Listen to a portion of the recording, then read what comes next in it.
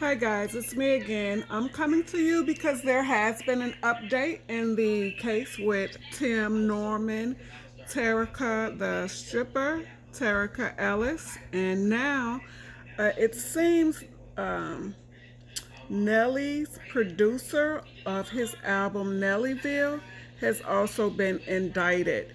And his name, I may pronounce it wrong, so bear with me, Wail Wali Yanam. Yagnam. So we'll just call him Wally. So it seems that this guy, Nelly's producer, was also an insurance agent, so he had a few jobs.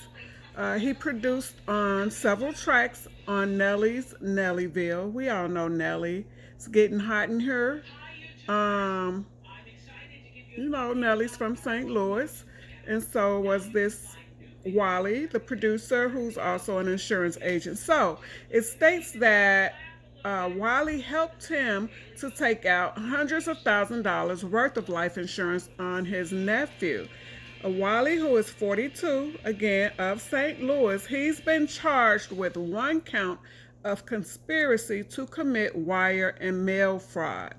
Norman is facing the same charges. Norman, who is Tim, is facing the same charges for murder for hire, also to include murder for hire and murder for hire resulting in death as part of the indictment. So that is on Tim.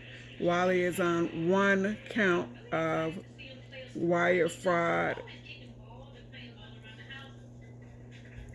Excuse me. So he helped him to get these this fraudulent insurance policy on his nephew. So this is so crazy to me because it just shows that Tim had been plotting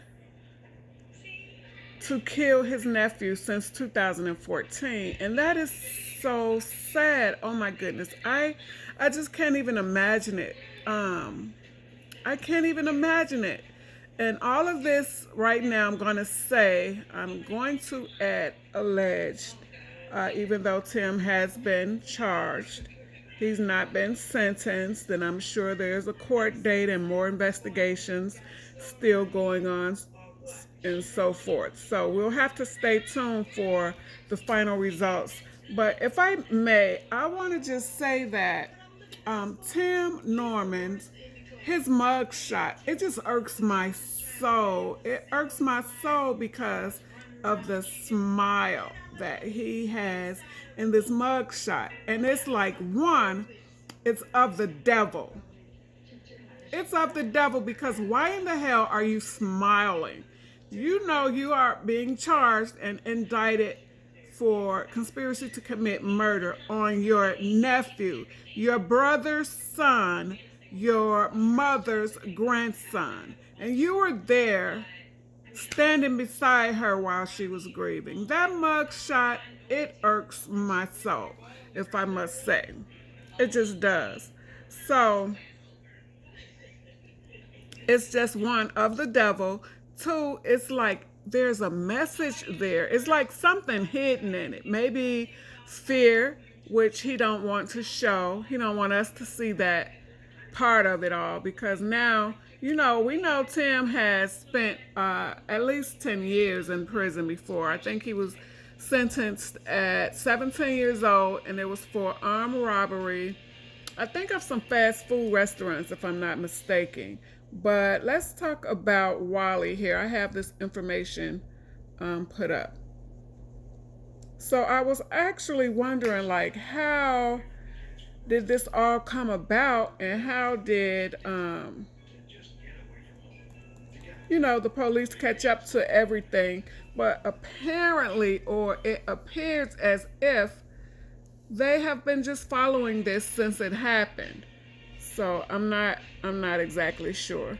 So, according to the U.S. attorney, Wiley helped Norman illegally take out the insurance policies on his nephew Andre. Wiley has had multiple business operations over the years, fleeting from music production into insurance. and that's what the public records show. So he and Norman submitted 3 bogus applications starting in October of 2014. The applications misstated Andre's income, his net worth, his medical history, employment, and family background. And that's according to the prosecutors.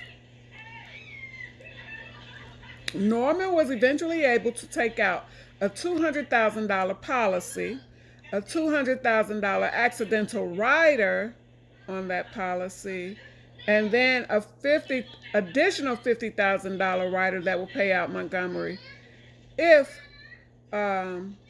Andre, who was 18 at the time, died within 10 years. So that's how it amounted to $450,000. So the $200,000 life insurance policy plus the $200,000 accidental rider, and then the additional $50,000 rider if Andre had died within 10 years of the policy.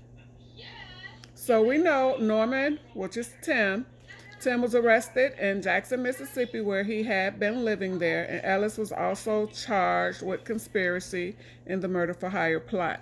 Now, we know that he and Ellis, Terica, had been communicating back and forth via their burner phones, and once the deed was done, she contacted Tim to let him know, and then they both headed back out to their prospective destinations, which was Memphis, Tennessee, and back to Los Angeles for Tim. But do we know if Ellis, do we know if she pulled the trigger?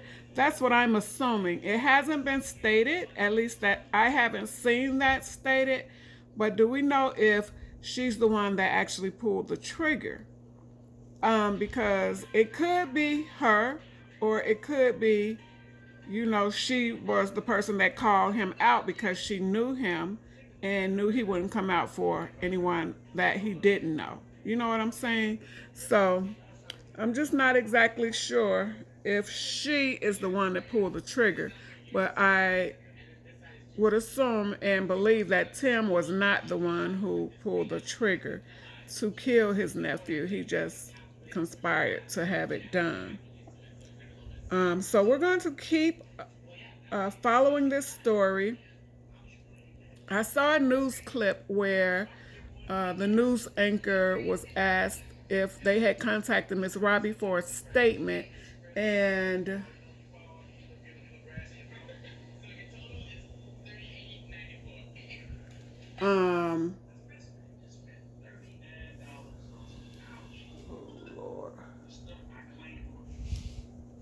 for a statement, and at the time they said she had gone to, oh Jesus, okay, I was looking at something outside. The police paddy wagon pulled up out here, and that freaks me out, so I put my cameras on to see what is happening out here and where are they going. And on my cameras I see, an ambulance out here, paddy wagon from the police. I don't know, but it just freaked me out. Scared of the police these days, honestly. And I don't know why they had stopped there, but they have moved on. So, excuse me for that. So the news anchor was asked if they had reached out to Ms. Robbie for a statement, and the news anchor said that they had reached out to her attorney, and the attorney said that she was very distraught at this time, and at that time she was headed to Jackson, Mississippi, where Tim had been arrested, and so she just wasn't ready. It was too soon for them or for her, and that when she's ready to give a statement, she will. And it's just too soon right now. So again, as I stated previous in my first video, my prayers and my heart, it definitely goes out to Ms. Robbie. I just hate this for her.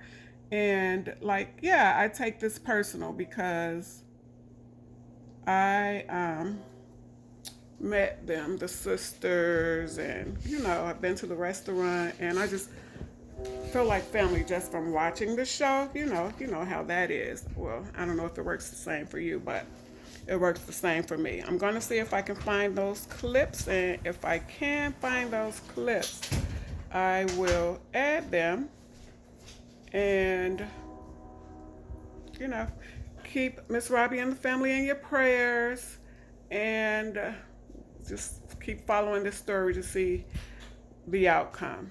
And I'm sure there are going to be more details to come because they're going to, maybe state who the actual shooter was in this incident. Prayers to Ms Robbie and the family, Charles, because I know he had gotten pretty close with Andre during the time that Andre stayed there in Memphis with them and everything. So, yeah. Thanks for watching. Subscribe, like, and share. Comment. Hit the notification button. Be active. Thank you.